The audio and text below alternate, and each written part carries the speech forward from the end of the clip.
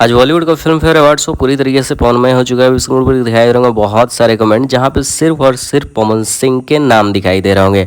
आखिर हुआ कैसे, जानते हैं इस वीडियो में, और पवन सिंह को लेकर क्या अपडेट आ रही है, सब चीज देखते हैं। उससे पहले चैनल को सब्सक्राइब करें। तो अवार्ड शो के शुरू में रखा गया रेड कार्पेट एंट्री, जहाँ पे बॉलीवुड के बहुत सारे लोग पहुंच रहे थे और वो चीजें लाइव दिखाई गई।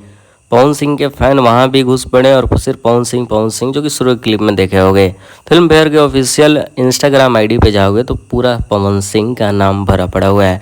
मतलब पवन सिंह को लेकर लोग बहुत ज़्यादा एक्साइटेड हैं अवार्ड शो में देखने के लिए। अब पवन सिंह दिखेंगे या नहीं, हमें तो बहुत कम ही चांस लगता है क्योंकि समय हो चुका है। और अगर पवन सिंह निकले होते तो सुबह से कुछ ना कुछ वीडियो फोटो तो जरूर हाथ लगा होता।